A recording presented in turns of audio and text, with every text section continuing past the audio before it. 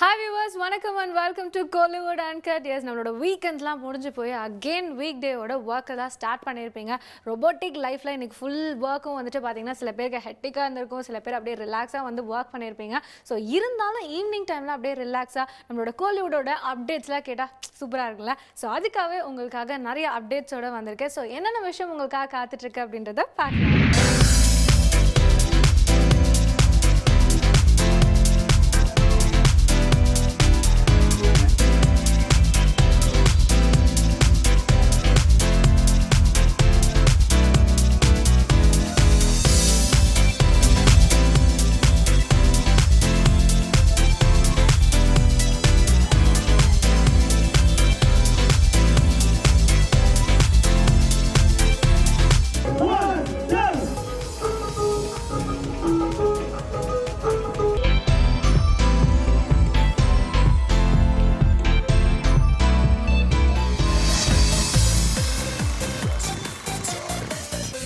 இன்னைக்கு நம்மளோட Kollywood Uncutல நம்ம ஃபர்ஸ்ட் பார்க்க போறது சாந்தனு ஹீரோவா நடிச்சு கூடிய விரைவில் ஸ்கிரீன்ல வெளிவர போற திரைப்படம் தான் வாய்மை. அண்ட் இந்த படத்தோட ஆடியோ ரிலீஸ் ஃபங்க்ஷன் ரீசெண்டா சென்னையில பயங்கர கிராண்டா நடந்ததுங்க. அண்ட் இந்த ஃபங்க்ஷன்ல பார்த்தோம் அப்படின்னா நிறைய செலிபிரிட்டிஸ் கலந்துக்கிட்டாங்க.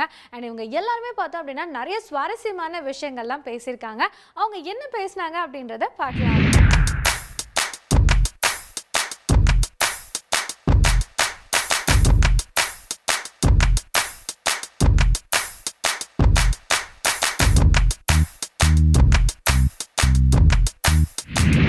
எனக்கு கிடைச்ச ஒரு பொக்கிஷம் வாய்மை. செந்தில் வந்து எனக்கு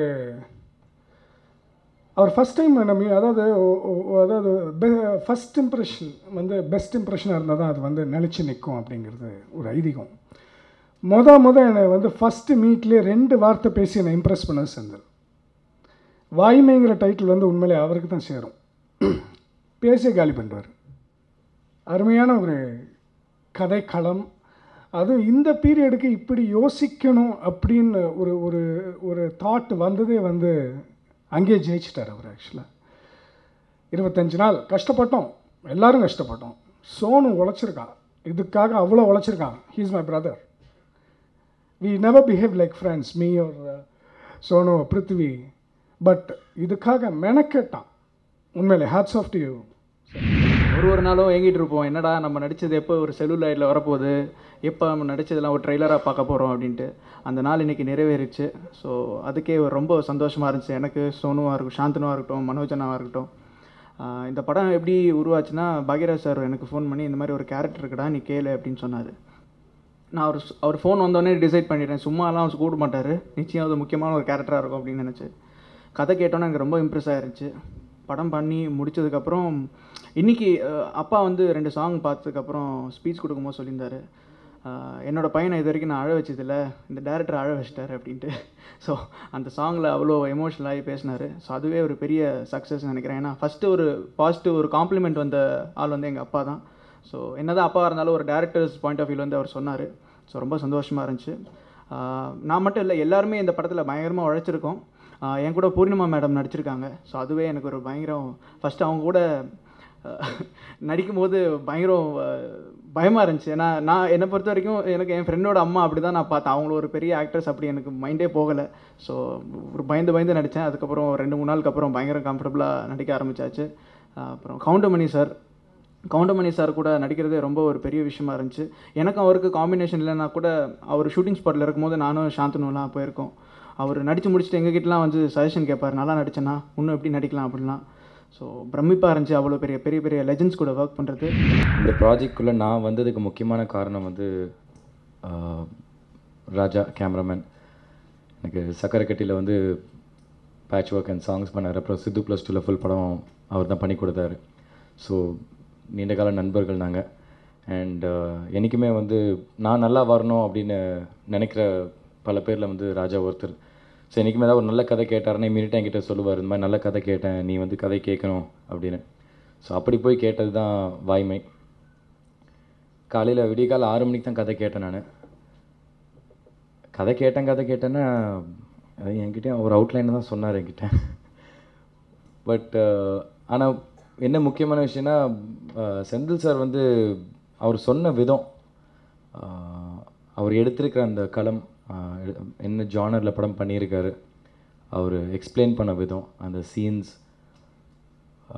அந்த ஸ்க்ரீன் ப்ளே அண்ட் அவரோட டயலாக்ஸ் நீங்கள் ட்ரெய்லர்லேயே பார்த்துருப்பீங்க.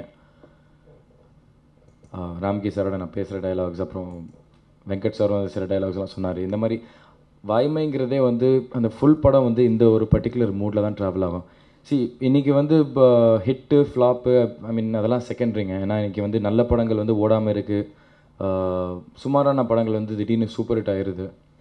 இன்றைக்கி அந்த ஹிட்டு ஃப்ளாப்புங்கிறது அது எப்படி யாரை தீர்மானிக்கிறாங்க என்னங்கிறது தெரியல, எதனால் வந்து ஓடுது எதனால் ஓடாமல் இருக்குங்கிறது தெரியல. பட் வாய்மையை பொறுத்த வரைக்கும் இது ஹிட்டாக நெகட்டிவாக சொல்ல வேணாம் நான், பட் கண்டிப்பாக இந்த படம் வந்து எல்லாரையும் திரும்பி பார்க்க வைக்கும். ஏன்னா அதோட கண்டென்ட் வந்து அந்த மாதிரி. ஸோ அந்த ஒரு கண்டென்ட்டை மட்டும் தான் நம்பி, நான் மட்டும் இல்லை, இந்த படத்தில் நிறைய லெஜண்ட்ஸ் நடிச்சிருக்காங்க. Thiagarajan sir, Ramki sir, Urvashi ma'am, Goundamani sir, இந்த மாதிரி நிறைய லெஜண்ட்ஸ் இருக்காங்க. இதில் ஏதாவது சோனெல்லாம் வந்து கஷ்டப்பட்டுருக்காங்க, கஷ்டப்பட்டு தான் ஆகணும், சும்மா வராது எல்லாமே.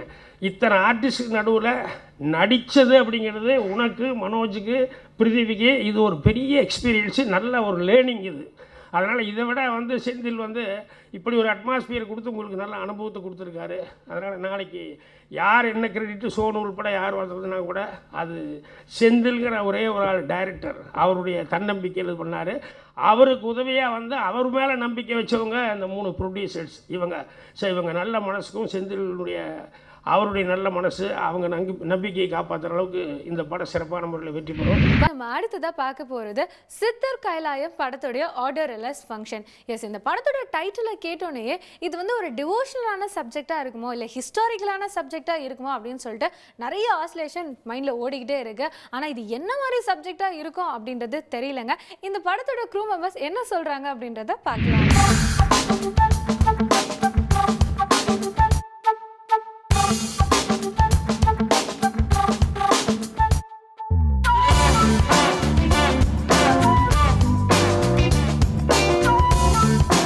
இந்த மாதிரி ஒரு நல்ல படங்கள்லாம், கமர்ஷியல் படம் 1000 இருந்தாலும் அப்பப்போ இந்த மாதிரி படங்கள் வரும் பொழுது மனதுக்கு இதமும் வாழ்க்கையில் சந்தோஷமும் கிடைக்குது.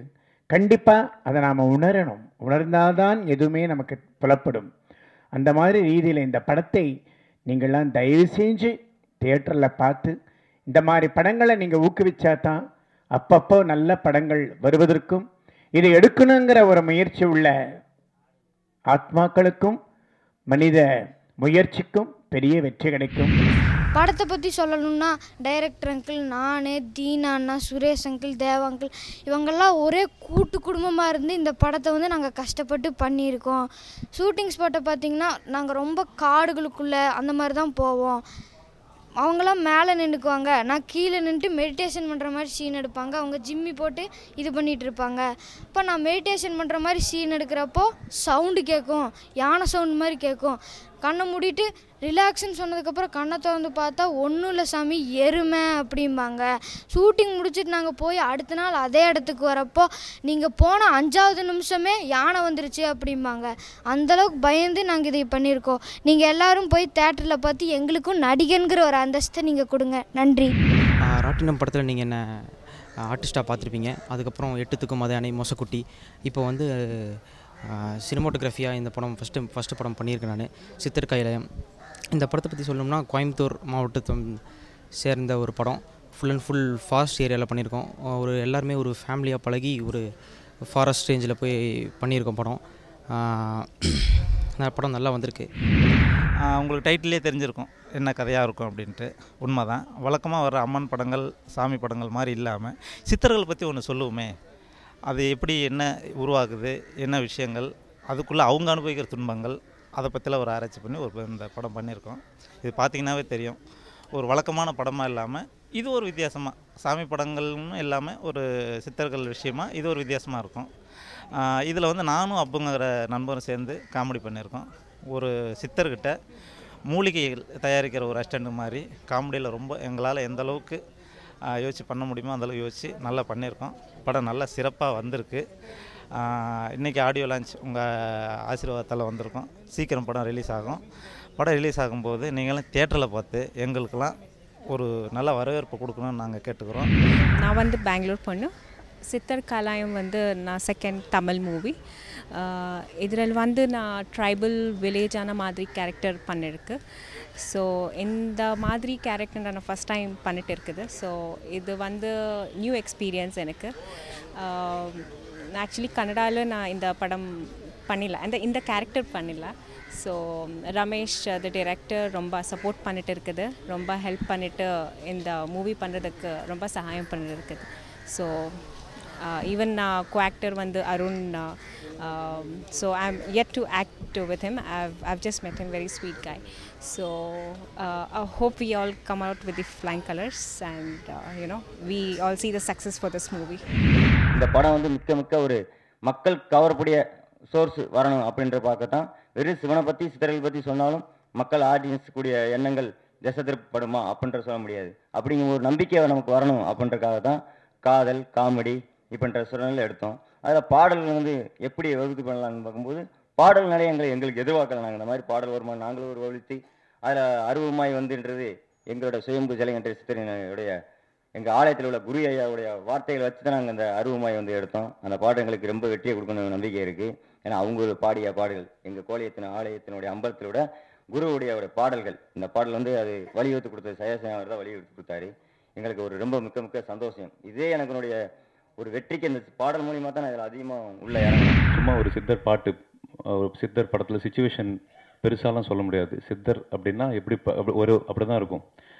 அப்படிப்பட்ட ஒரு சுச்சுவேஷனுக்கு அற்புதமான மியூசிக் பண்ண திரு கௌதம சந்திரன் அவர்கள், கோயம்புத்தூரை சேர்ந்தவர், அற்புதமாக மியூசிக் பண்ணியிருக்காரு. பாடும்போதே புல் அரிச்சது. ஆக்சுவலி நிறையா பாடி ரெண்டு பக்கமே ரொம்ப என்ஜாய் பண்ணி அந்த பக்தி பரவசத்துடன் நடந்த ரெக்கார்டிங் அது மறக்க முடியாது. ஸோ எத்தனையோ கமர்ஷியல் சாங்ஸ் நடுவில் இப்படிப்பட்ட ஒரு பாடல். நான் அந்த ரெண்டாவது பாட்டு பாடியிருக்கேன், அந்த குழந்தை உள்ளேருந்து வந்து அப்படியே வெளியே போகிற மாதிரி பார்த்த பாடல். ஏன்னா அதுக்கப்புறம் நிறைய சேஞ்சஸ் பண்ணியிருக்காங்க. ஸோ அற்புதமாக வந்திருக்கு அவுட்புட். இப்படிப்பட்ட ஒரு பாடல் பாடினதுக்கு வருஷத்துக்கு அட்லீஸ்ட் ஒரு சாங் இந்த மாதிரி பாடினோம்னா அந்த வருஷம் பூரா எனர்ஜைஸ் பண்ணிக்கிட்ட மாதிரி ஒரு ஃபீல் இருக்கும். எஸ், அடுத்ததாக ஒரு இன்ட்ரெஸ்டிங்கான விஷயம் நான் சொல்ல போகிறேன் அப்படின்னு சொன்னலைங்க. எஸ், கண்டிப்பாக இது ரொம்பவே இன்ட்ரெஸ்டிங்கான ஒரு விஷயம் தான். யாரை பற்றி அப்படின்னா நம்ம சூப்பர் ஸ்டார் ரஜினிகாந்த் அவங்கள பற்றி தாங்க. எஸ், சூப்பர் ஸ்டார் அப்படின்னாலே வந்துட்டு 6 முதல் 60 வரைக்கும் எல்லாருக்குமே ரொம்பவே பிடிக்கும். அண்ட் அவர் பார்த்தோம் அப்படின்னா வந்துட்டு ஃபைட் ஆகட்டும், எமோஷ்னல், லவ் அண்ட் சென்டிமெண்டல் சொல்லிட்டு எல்லாத்துலேயும் வந்துட்டு கலக்கக்கூடிய ஒரு நடிகர் அப்படின்றது நம்ம எல்லாருக்குமே தெரியும். அண்ட் அவரோட நடிப்பில் வந்துட்டு ரீசெண்டாக வெளிவந்த திரைப்படம் தான் வந்துட்டு லிங்கா. அண்ட் இந்த படத்துல வந்துட்டு அவருடைய இளமையும் அவருடைய ஸ்டைலையும் நம்ம எல்லாருமே வந்துட்டு பார்த்து ரசிச்சோம். சூப்பர் ஸ்டாரை வச்சு அடுத்ததா யாரு படம் டைரக்ட் பண்ண போறாங்க அப்படின்னு சொல்லிட்டு கோடம்பாக்கமே காத்துட்டு இருக்கப்போ KS ரவிக்குமாரா, சங்கரா, இல்ல ராகவா லாரன்ஸா அப்படின்னு சொல்லிட்டு ஒரு பெரிய ரேஸே ஓடிட்டு இருந்தது. ஆனா யாருமே எதிர்பார்க்காத ஒரு விஷயமா அட்டகத்தி ரஞ்சித் தான் வந்துட்டு சூப்பர் ஸ்டாரை வச்சு அடுத்ததா டைரக்ட் பண்ண போறாங்க அப்படின்ற விஷயம் எல்லா இடத்துலயும் ஒரே காட்டுத்தீ போல வந்து பரவிட்டு இருந்துச்சு. இந்த விஷயத்தை கேள்விப்பட்டு ரஞ்சித்தோடைய குருவான நம்ம வெங்கட் பிரபு வந்துட்டு சோஷியல் நெட்வொர்க்ல பயங்கரமா வாழ்த்துக்கள்லாம் சொன்னாரு. அதே மாதிரி அட்டகத்தி தினேஷும் வந்துட்டு அவருடைய வாழ்த்துக்கள்லாம் சொன்னாரு. இதெல்லாம் ஒரு பக்கம் இருக்கட்டும்னு பார்த்தா இன்னொரு சைடு வந்துட்டு சூப்பர் ஸ்டாரோட தரப்புல வந்து நாங்க இன்னும் எதுவுமே அஃபீஷியலா டிக்ளேர் பண்ணல அப்படின்னு இந்த சைடு சொல்லிட்டாங்க. ஸோ எது என்ன நடக்குதோ தெரியலங்க. எப்படியோ சூப்பர் ஸ்டாரோட படம் கூடிய சீக்கிரம் ஸ்க்ரீன்ல வந்தா போதும், வெயிட் பண்ணி பார்க்கலாம். எஸ், இன்னைக்கு நம்மளோட கோலிவுட் அன்கட்ல வந்த லேட்டஸ்டான அப்டேட்ஸ் எல்லாமே பார்த்து என்ஜாய் பண்ணியிருந்திருப்பீங்க. ஸோ மீண்டும் நாளைக்கு உங்களை நான் சந்திக்கிறேன். Until then, it's Tada Bye from உங்கள் பிரியமுள்ள பிரியா.